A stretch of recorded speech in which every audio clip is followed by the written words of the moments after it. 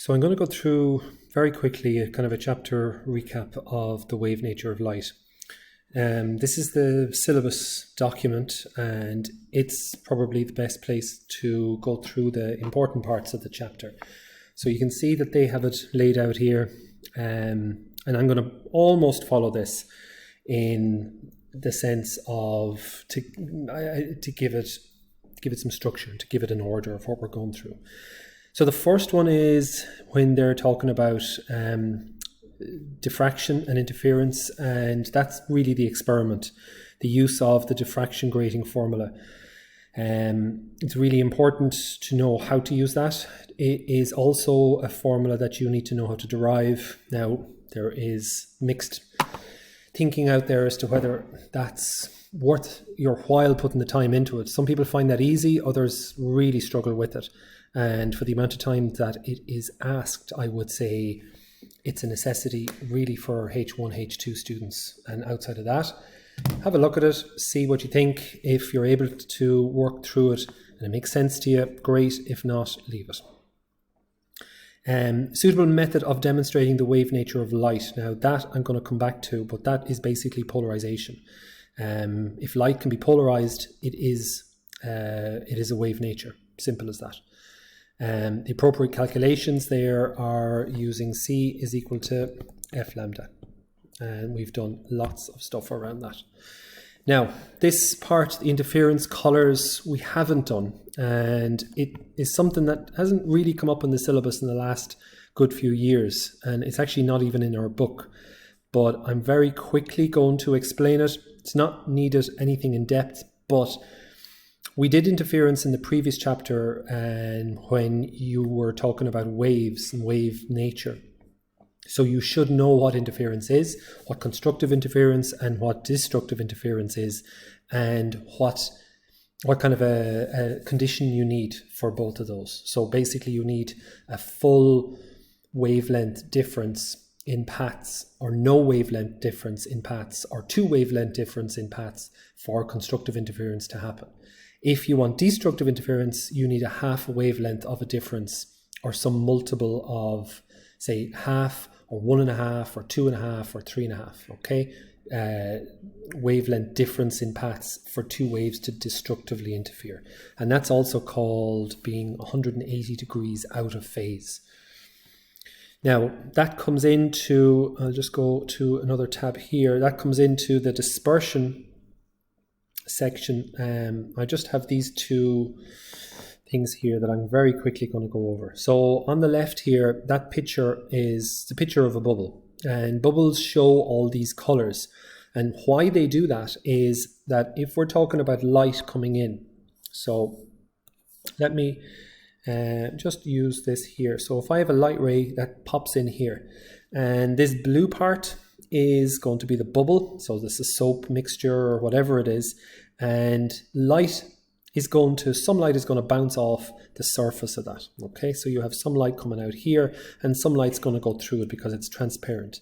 And it is also, once it goes through, there's another barrier here between the soap bubble and the air on the inside.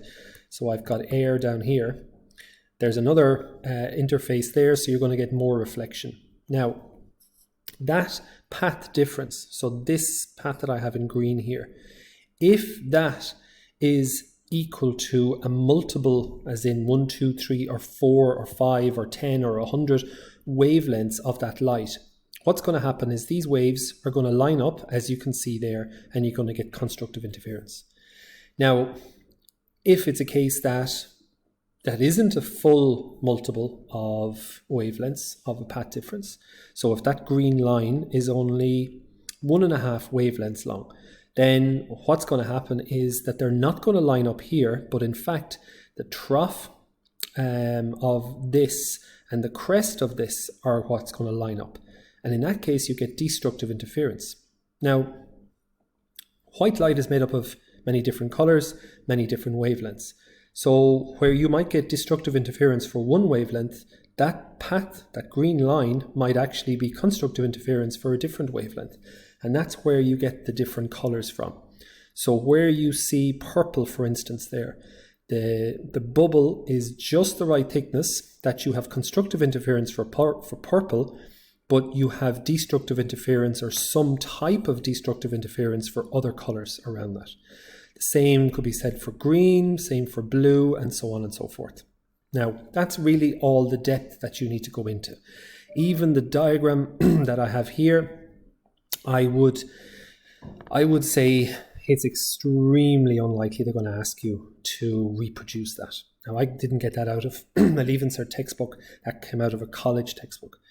So there's lots of thetas and costs and all that. You do not need to know that. Okay. The next big thing that we come to is polarization of light. So again, the definition of polarization must be known, how and what polarization is. So it is light that vibrates in one direction only. And how you get that is you put it through a polarizer, or what's in the industry known as a Polaroid sheet. And why polarization is important is that when light is reflected from a surface, it gets polarized, and it gets polarized parallel to the surface that it's being reflected from. So in this diagram here, where you have light being reflected from the sea, the light bouncing off the top of the sea it's basically polarized in the direction of the sea, so it's parallel to the sea. Now, why that makes a difference is that if you have a pair of Polaroid glasses, you're able to block out that reflected light completely. So that reflected light is known as glare, and that's one of the big uses of polarization, is that it reduces glare. So Polaroid sunglasses reduce glare, and the same thing with Polaroid filters in photography. Now, they do all kinds of funny things to the shades of the sky and all that I'm not going to go into. The big thing of polarization, as I said, is that it shows that light is a transverse wave. So it proves the wave nature of light, and it shows that it is a transverse wave, not a longitudinal wave. So sound is a longitudinal wave. You cannot polarize sound waves. The previous slide here, we're talking about dispersion, and that's a very big part of this chapter. So dispersion is the splitting up of light, of white light, into a spectrum. And there's two ways of doing that. The first way is to use a prism, and you can see in the diagram here, you shine white light into it, and each color, each wavelength gets refracted slightly differently.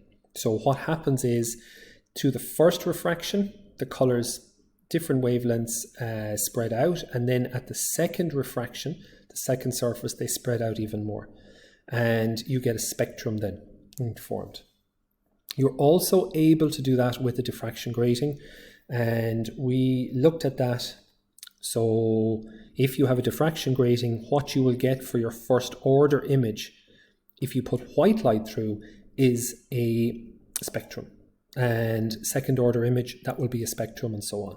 We didn't see this because we used monochromatic light.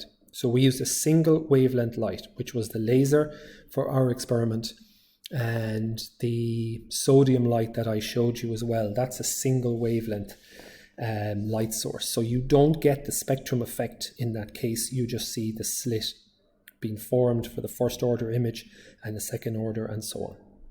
So that's important. Two ways of producing, of showing diffraction. One is with the prism, and the other is with the diffraction grating. At higher level, it's worth noting that the direction or the order of the spectrums are different for diffraction gratings versus for prisms. Now, that's what I have marked in green here, that the angle of diffraction is, because of the formula there, is proportional to the wavelength. So large wavelengths, light get refracted by large angles. And because red is the largest wavelength, it gets diffracted here by the largest angle. Violet, blue, they're the smaller wavelengths, so they get bent or diffracted by the smallest angle. That's the opposite in a prism. In a prism, the biggest bending of light happens at the violet color, and the smaller bending happens at the red. Now, again, only at higher level are they going to pick you up on that. The second thing that comes up with dispersion is recombination. So that's the opposite. It's basically taking a spectrum, pushing all those or mixing all those colors together, and you get white light. So here is the way that you do that. You put a second prism up to the first prism. First prism splits it, the second prism recombines it.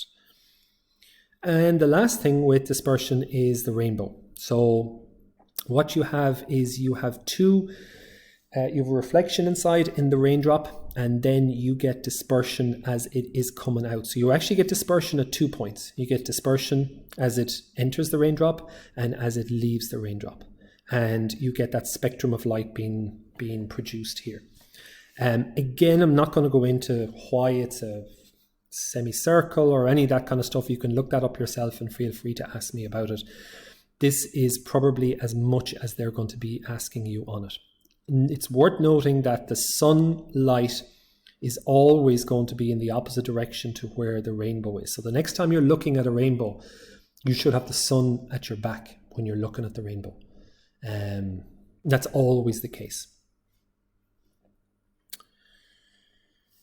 So that's it from there. Oh yes, that was the last thing I wanted to do. A CD or a DVD, that acts as a diffraction grating. And again, without getting into too much detail, the reason for that is that there are tiny little grooves in a CD. So very much like a vinyl record of where the needle travels around in a little groove, you have a laser that travels around a little trough in a CD, and there are holes and there are flat bits, and because that those holes, and because the dimensions of those are so small, when you put white light onto it, it acts as a diffraction grating and it splits it up. So that's where, when you look at a CD, why you get that kind of a rainbow spectrum effect from it.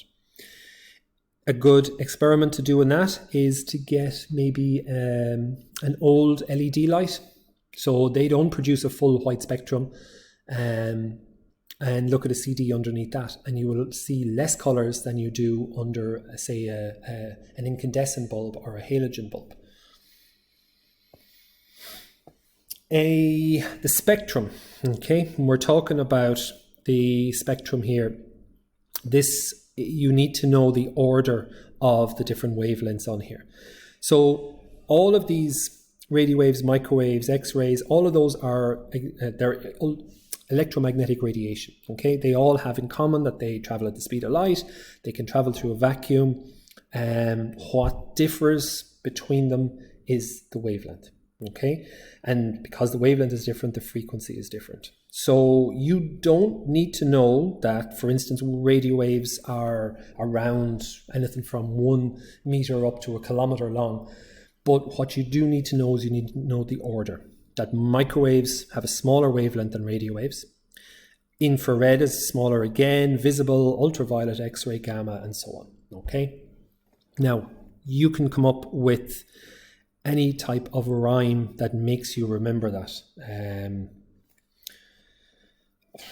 There was one, yeah, I forget what it is now, but basically that's the best method of remembering that. You do need to know that for the exam. Now, within that, there is specifically infrared and ultraviolet. You need to know what ends of the visible spectrum they come. You need to know 2 uses of infrared and at least 2 uses and 2 uses of ultraviolet. Okay, so what do we use infrared light for? What do we use ultraviolet light for? And also 2 properties of infrared and ultraviolet. Now, it's important to distinguish between the 2 of those. A use is not a property, and a property is not a use. A property is describing it. So a property of infrared is that it is electromagnetic radiation. It has a long wavelength, right? It has low frequency. It is low energy. All objects basically around room temperature. Now, when I say around room temperature, I'm talking from freezing upwards. they all emit infrared radiation, okay?